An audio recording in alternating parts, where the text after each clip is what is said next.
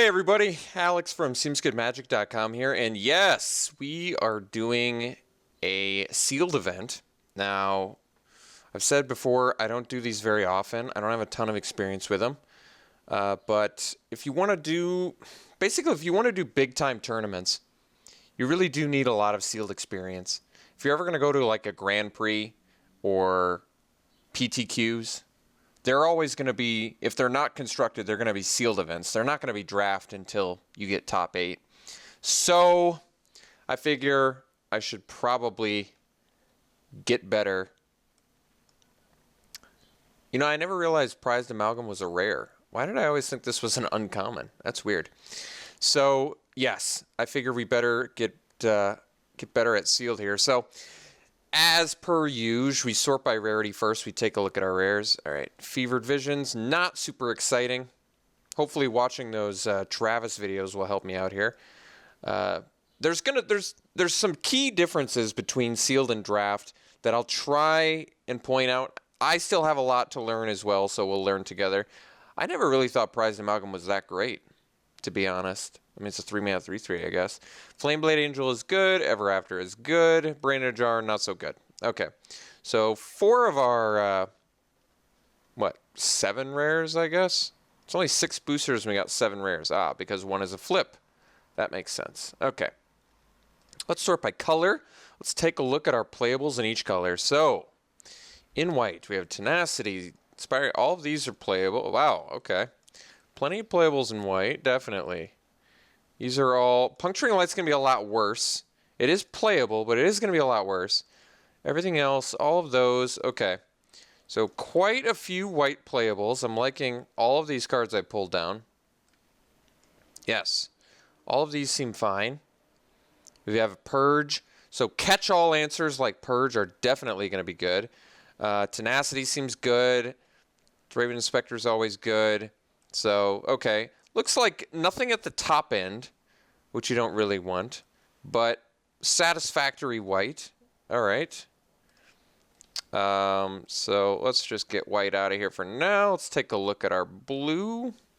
So we have Stitchwing Scab, Observer, Niblis, and all right. Looks like blue is out. Blue is not looking so hot. Okay, let's look at our black. Aristocrats, Skeletons, they go big. This thing, this guy. Double Kindly Stranger is very good. Geese's Bidding is good. Throttle, Twins, Ever After, of course. All right, black is looking deep. Not a ton of good removal, but a nice potential removal with these Kindly Strangers. So something to keep in mind. All right, let's take out the black. I'm just going to make this a little bit smaller. I'll make this smaller too so we can take a look at some things. Okay, let's get our black out of here. All right, I guess Neonate is playable. Singular Image maybe. Tormenting Voice, Temper, Motives, Arsonist, some Youths, Flameblade Angel. Not looking super deep in our red either, are we? I guess we didn't take a look at our... So we have a True Fate Sensor, Shard of Broken Glass, an Explosive Apparatus, and an Epitaph Golem, as well as a Woodland Stream and a Warped Landscape. So we can splash a color if we want. If we don't end up in white, splashing that Purge does not seem so outrageous. Okay, so...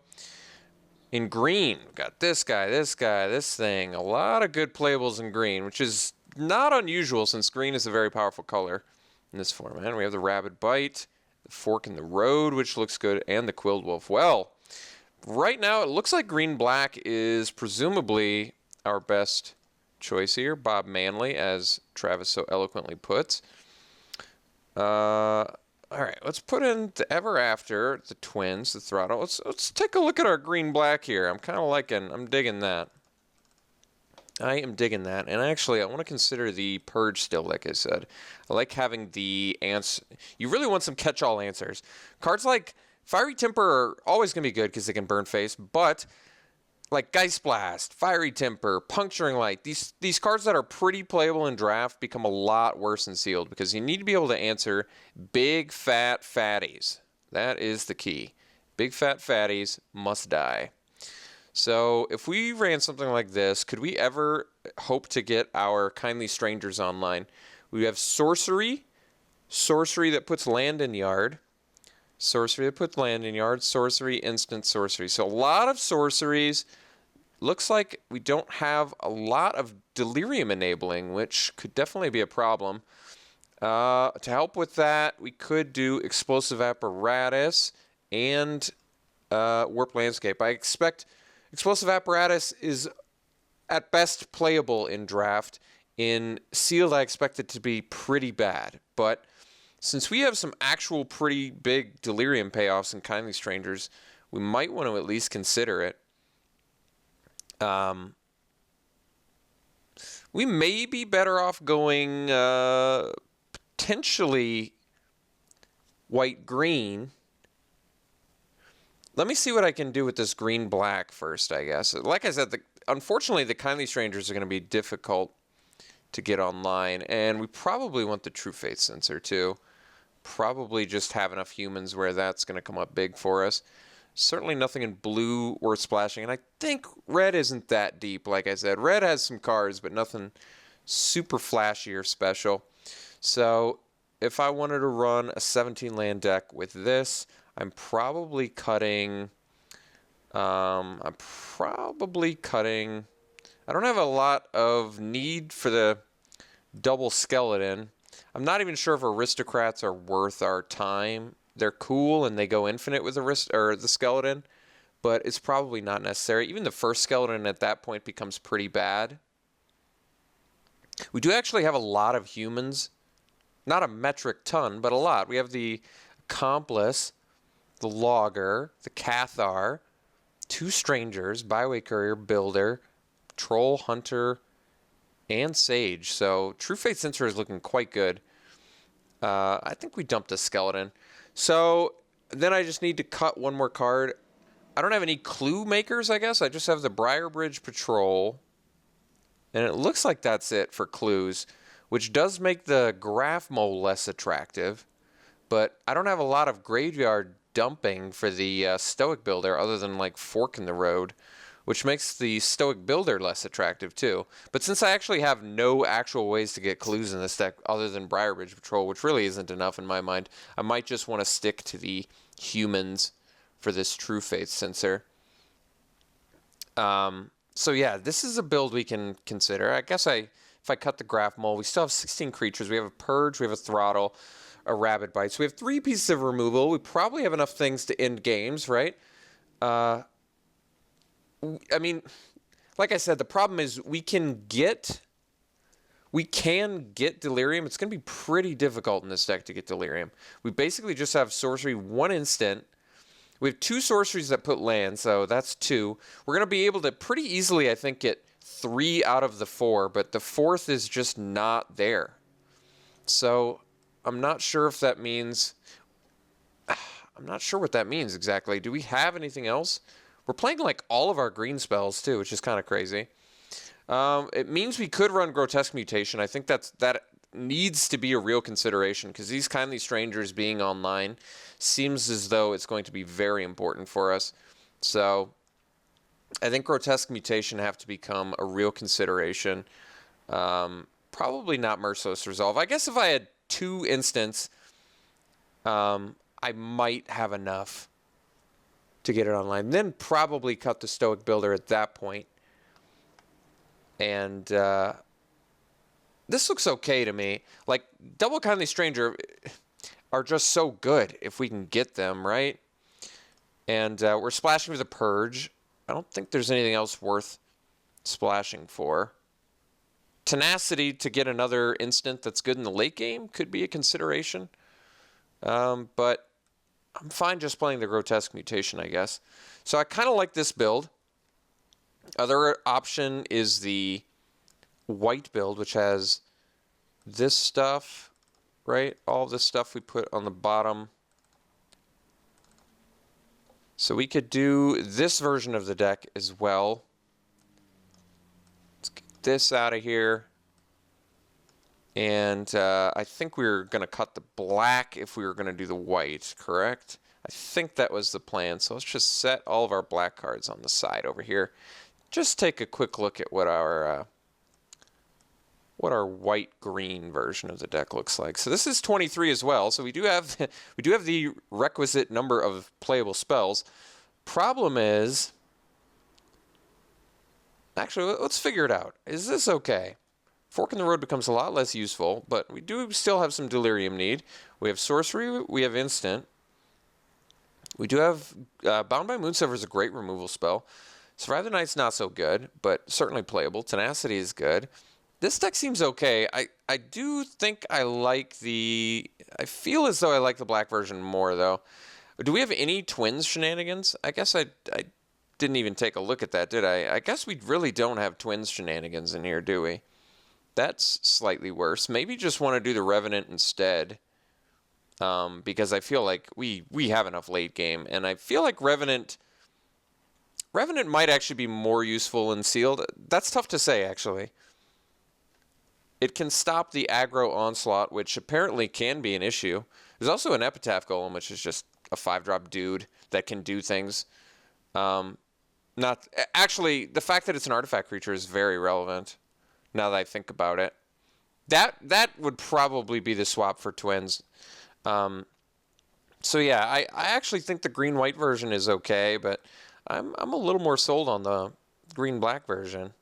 Splashing the Purge. I like our black cards more. I feel like Ever After has some huge impact to it, especially if they find answers for our good threats. I guess our good threats are just basically an Uvenwald Hydra, a Thornhide Wolves, a Solitary Hunter can put people away. And I guess Sage of Ancient Lore isn't really a huge finisher exactly, but even bringing back Kindly Strangers with Ever After, if you've got your Delirium, could be a real big impact. So I think we might cut the Twins there. So this could be a 17-land build I'm comfortable with. And like I said, the Golem at this point is just an artifact creature, that would give us instant sorceries, lands, creatures, as well as artifacts. So just trying to up our chances of actually getting Delirium online. So I think I'm comfortable with this build. Our curve looks pretty good too. I don't think I want to do the Apparatus. I think everything else is okay. I feel like Rancid Rats is actually pretty good too. So a bit removal light, but not really. I guess Rabid Bite, Purge, Throttle. Hopefully enough. I felt like I was supposed to have one more, but I can't find it. Oh, the double Kindly Strangers, of course, but they're not until the late game, I guess. Which does beg the question, do I want to play the Apparatus to help out the Kindly Strangers? Maybe ping something down early on? There's a chance. I'm not sure I like it more than anything in this deck, though. And like I said, it's going to be a lot worse. It's already mediocre in draft. Certainly playable, but mediocre. In sealed, I expect it to be pretty bad. I think we might just run it like this. So I can get into a little bit more about sealed. I've already kind of gone over, from my limited knowledge, sort of the weaknesses of it, right? Maybe we sort by color. Let's just get our lands and get ourselves ready to go here. So we have a couple double black, we have one double green. I'm probably fine with this 8-7-1. That seems okay to me, actually. Plus the Warped Landscape. I only need one white for the Angelic Purge. There's no way to mill it because we're not running crows. So we're going to be able to find it with Fork or Warped Landscape, which seems fine to me. So yeah, more about sealed from my understanding. You want some bomby finishers. Big dudes put games away. I mean, keep in mind you're dealing with, you're going to have to deal with some mythics, which is tough. A big difference between sealed and draft is the amount of cards you look at, which has kind of always turned me off to sealed. You get 6 packs, right? And you get to make a deck from 6 packs. So you get to look at 6 rares and make a deck from that. It's very dependent on what you open, how good your deck is, which has kind of always been my issue with it. In draft, look, there's 8 players at a table. Each player has 3 booster packs that are being passed around a table. You get to look at 24 cards in, or 24 booster packs worth of cards, which is a lot of cards. I mean, granted, you're not going to get to see the rare from every single one, but you get to see a lot more cards and sort of cherry pick and design your deck. Here, you're just given your card pool, and that's all you have to work with. So that can be an issue. In this case, I'm still too naive to this format to know how good this deck is exactly. This deck seems okay. I wish we had more ways to turn on these Kindly Strangers. But even with the True Faith sensor, they should be fine.